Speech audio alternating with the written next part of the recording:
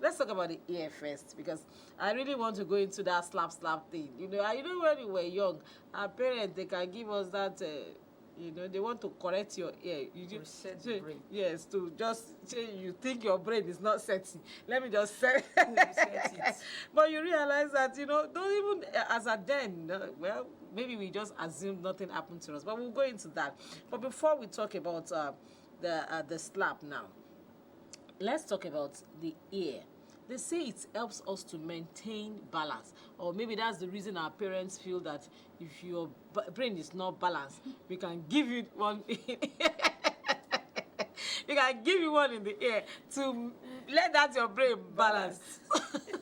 So tell us, how does the ear help us to maintain balance? Okay, thank you for that. Now, the ear has three components: the external, the middle, and the inner. Now, the inner ear is where this balance is maintained. I will not use medical terms, but there's Please something don't. inside the ear that looks like a circular thing, and there's some kind of liquid inside that part of the ear. It's called semicircular canal. Now, that fluid, the movement of that fluid maintains balance. Now, the other parts of the ear helps in hearing. That's why sometimes when some people say they feel they have some kind of condition that the environment is spinning around them, they lose balance, that means there's a problem in that part of the ear. Ooh. So ear also, the inner part of the ear helps us to balance in our movement. Apart from hearing, the functions of the ear is for hearing and balance. So when there's a dysfunction in this inner part, that's where there's a loss of balance. People start falling. And depending on the problem, if it's also arising from the brain, somebody can lose balance. So that's the essential function of the ear. It is not the aesthetic. It's not this outside. You can really hear without this part. You can hear from the outside, and you can also hear, a person can hear from the bone. Yes, from the bone. The bone is called the mastoid.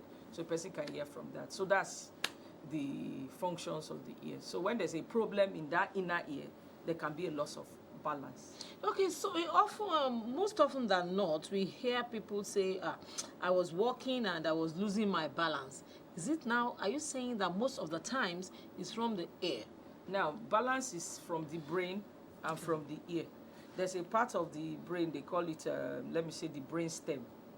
So there's that part maintains the balance. Even there's a part of the eye too that maintains balance. Ooh. So depending, it's when somebody listens to the patient, and depending on the symptom the person presents with, that is when the doctor can assess whether this loss of balance is coming from the brain, is coming from the eye, is coming from the ear. Although there are other systemic things, that is things that are happening within the blood, that can make somebody lose balance. But for that, it's more of dizziness, not loss of balance. Oh, okay. Now we have 2 ears. Everybody is. I've had this in my mind, for a long time. Is one of the ear more important than the other, or they just work simultaneously, or we can even do without one? The good thing is this: God is good. So even if there's a problem with one ear, the person can hear with the other.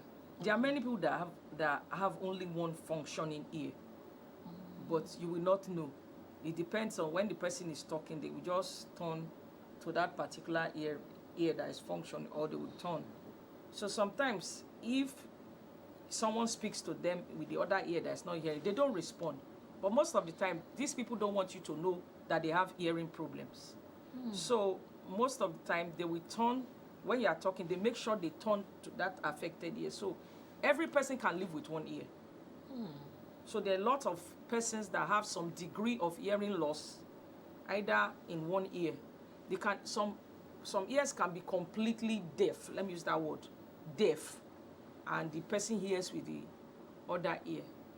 Some, because of job purposes, they will not want maybe the organization to know that they have hearing problems, so they don't lose their jobs. So one ear, just like to an extent, one kidney is enough. One ear is also enough. It's just modification, adaptability in how the person uses that functioning ear. So, like we have for the eyes now, we have correctional glasses and things like that and all of that. Do we have for the ear? Now, there is for the ear. Now, depending on the degree of hearing loss, once a person has some degree of hearing loss, when you start talking and the person say, I can't hear you, and every other person hears apart from that person, after seeing the ENT doctor, the person is referred to do some kind of test, audiology test for hearing. Now, that test will tell us the degree of hearing loss, whether it's a mild one, it's a moderate one, it's a severe one, it's a profound one. Then based on the results, then things that are called like hearing aids. Sometimes you can see some people that we have some kind of things attached to their ears. They are hearing aids. It depends. It's just like shoe. You can have cover shoe, flat shoe. Everything depends. Just like in glasses, the most important thing is the lens inside. The frame can be whatever shape. The same thing for the ears. We have hearing aids that bring the sound close and augment it so that the person can hear, to improve that particular ear. So what you're saying now is that one is not more important than the other. There is no one that is more important than the other. Okay, quickly, I really want to go into this lab thing, but quickly before we delve into that, how, like for the eyes, I'm using eyes as an example because eyes seems to be more pronounced, and for the eyes, once you are having a defect in seeing, you know on time, it's something that you look at your tab, you look at you know that something is amiss, so it's now left to you to either do something about it on time or let it slide for some time. For the ear, is it the same thing? Is it noticeable right on time that something is beginning to happen to my ear? Actually, unlike for like the eyes, the reason why there's so much attention to the eyes, that first of all, it is the one that seems obvious. For the ears, the person first of all feels it, that he cannot hear properly. It starts from an assumption: can I hear properly? Can I not hear properly? But don't forget, there's a compensation from the other ear. Except whatever causes that hearing loss is sharp, the person may not obviously know immediately. But depending on whatever caused the hearing loss, the person can know immediately. But now, because it is graded, there are many people that in both ears they have mild hearing losses, and they are living their normal life. You just have to raise your voice a little for them to hear. Maybe when they are watching TV, everybody is watching TV at a certain volume, but when it gets to their own, they will have to increase it slightly, and they still hear. So they feel okay.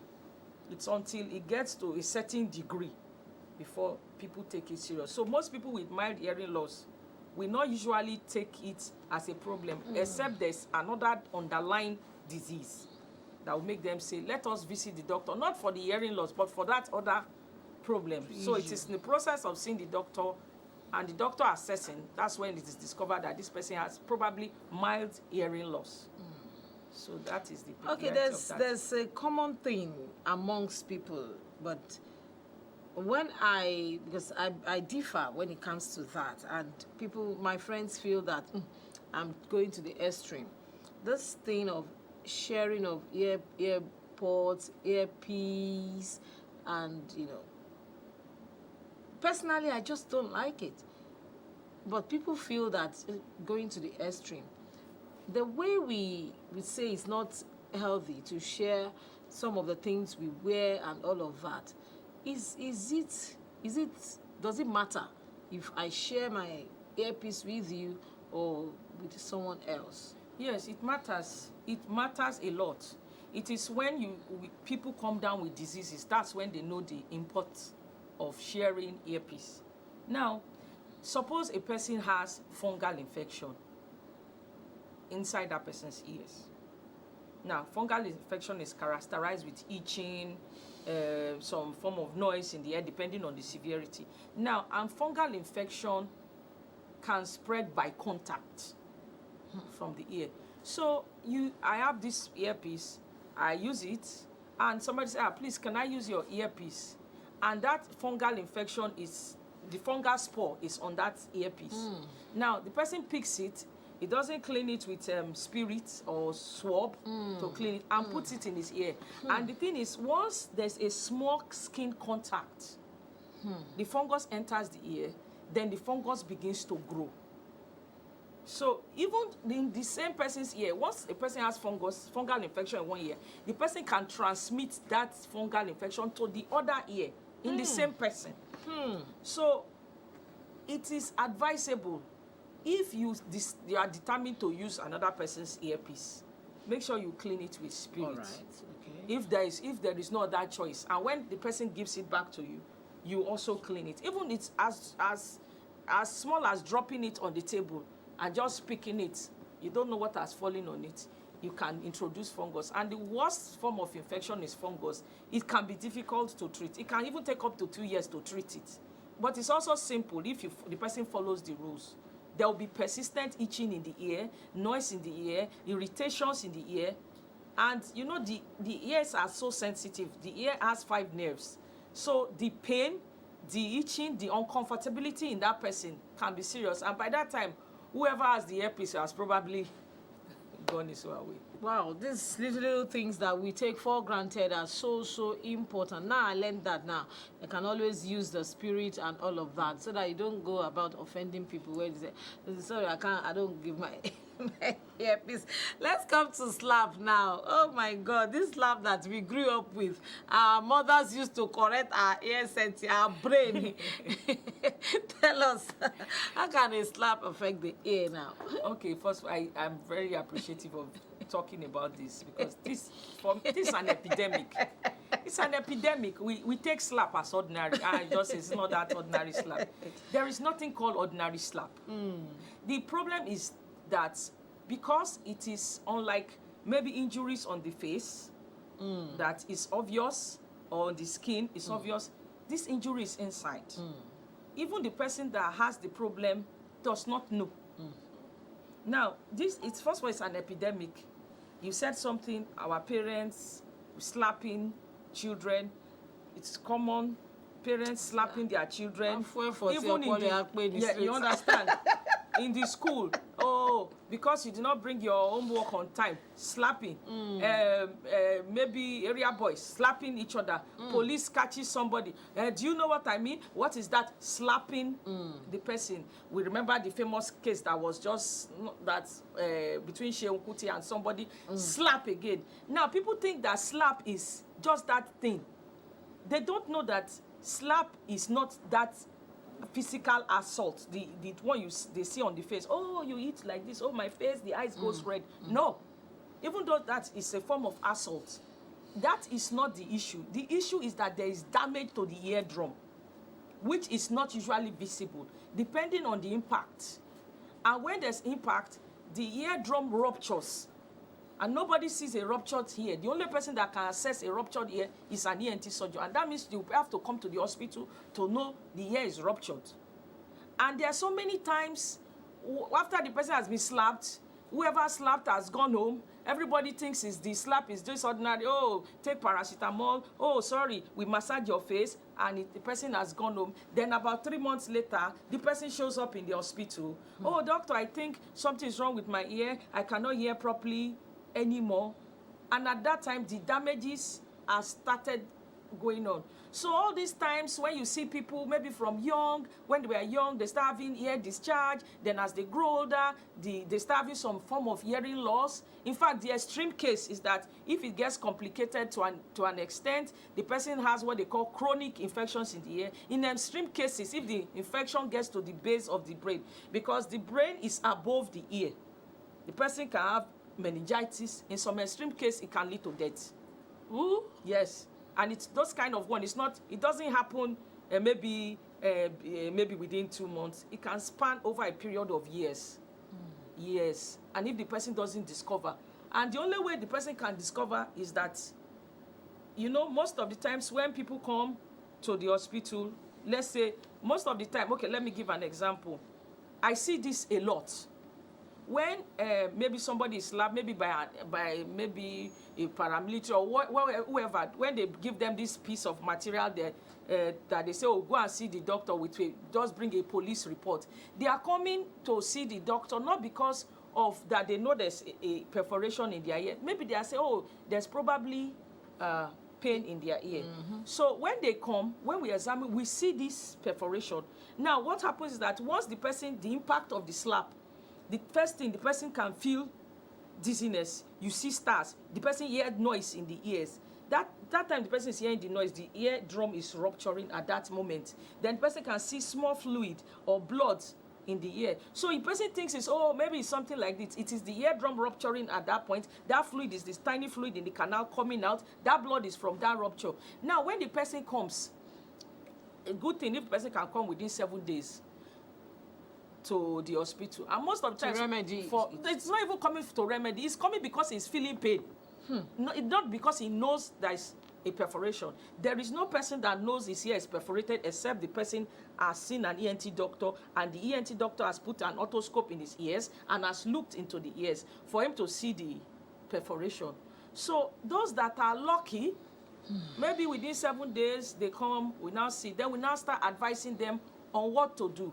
So many people, children in schools, their school is being affected now because they can't hear anymore. And sometimes because they don't want somebody to tell their parents at home, the teacher has slapped the person, the child has developed a perforation, the child goes home, suddenly he cannot hear properly in that ear compared to the other one. There's usually a history that the person can hear properly, but after that slap, he cannot hear properly with that ear compared to the other one, and the person's life goes on. And after maybe probably 3 months, 1 year, whoever slapped the person has gone, he has forgotten about something that ever occurred. This person will now become, maybe after 2 years, then once you start taking history, you now get to that point that this thing happened like 2 years ago. Meanwhile, whoever committed the assault has gone.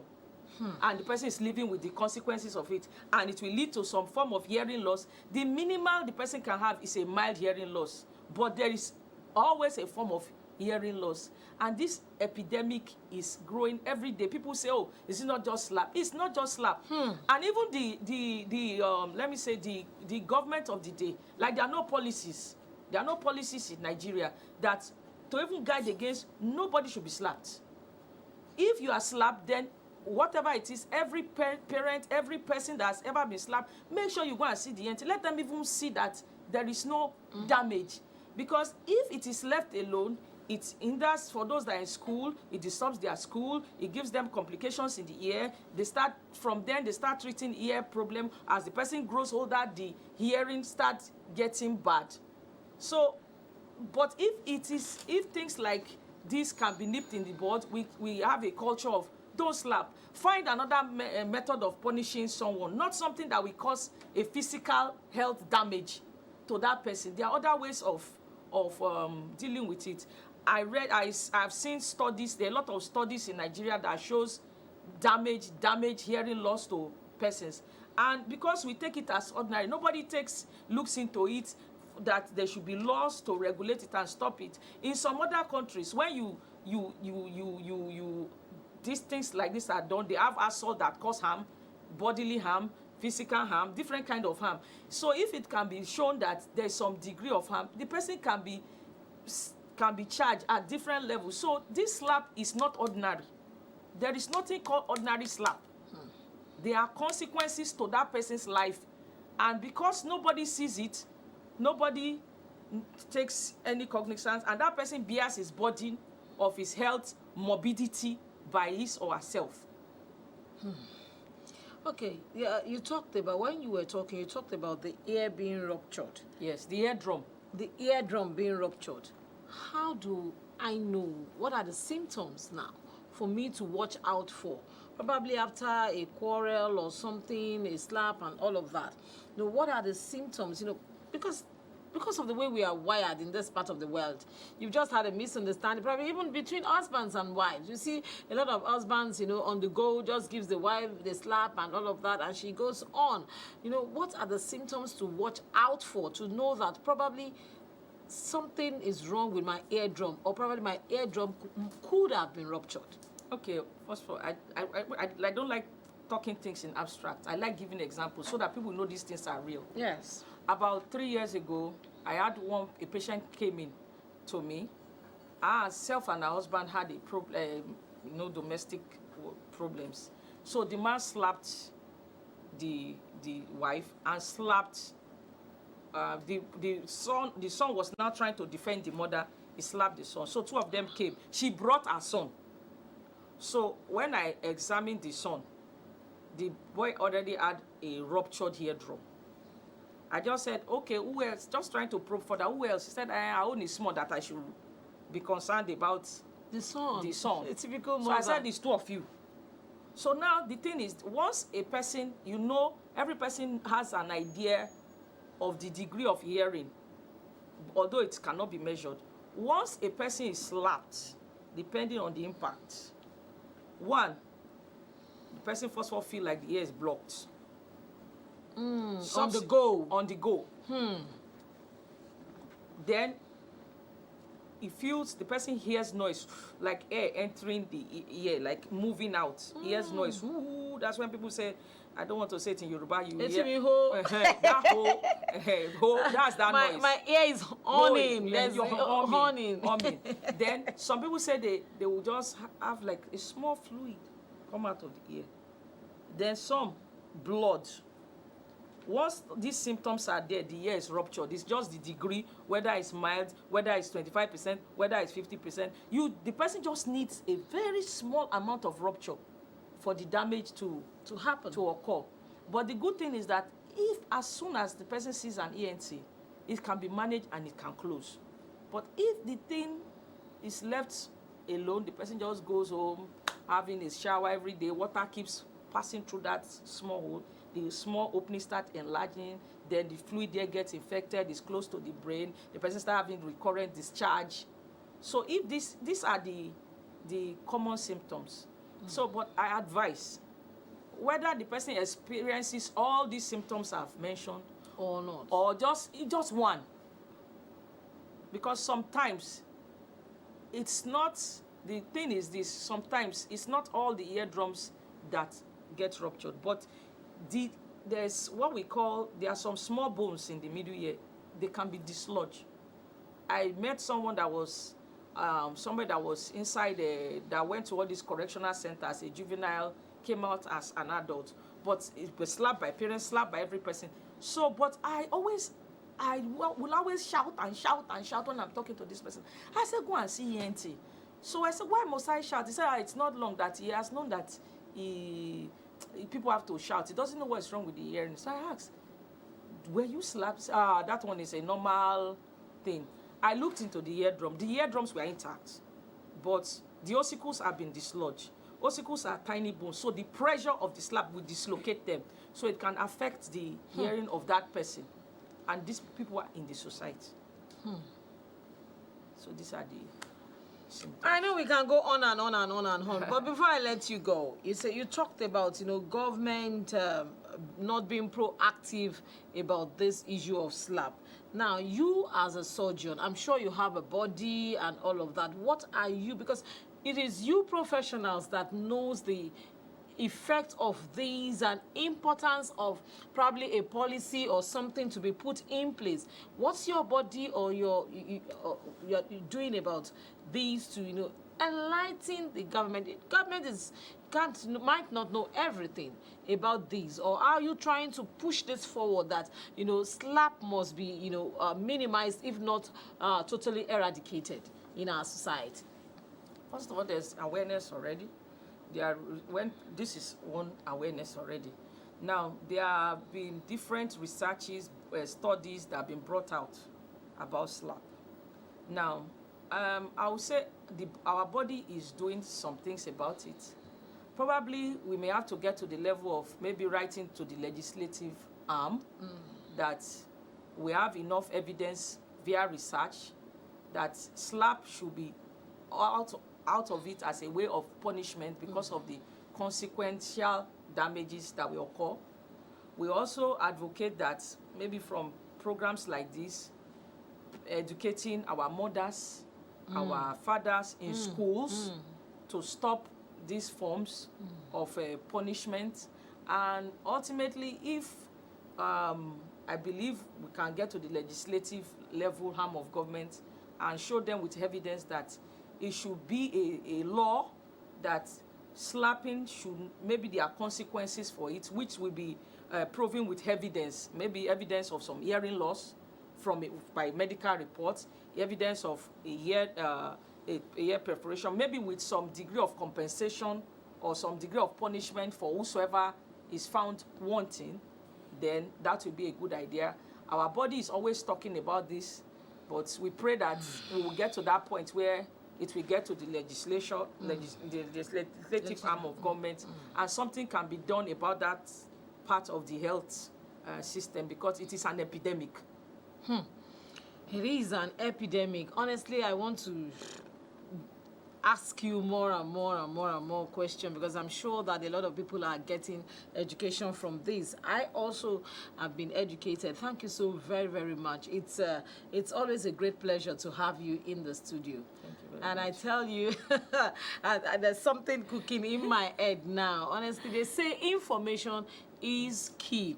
I've been discussing with Dr. Adebayo Adefolasheye Adebomi. She is an ENT head and neck surgeon, and we have been talking about the ear and effect of ordinary slap on the ear. Thank you so very much, madam. Thank you. So you see, slap is not ordinary. It's not. It's a big deal. It's really a big deal.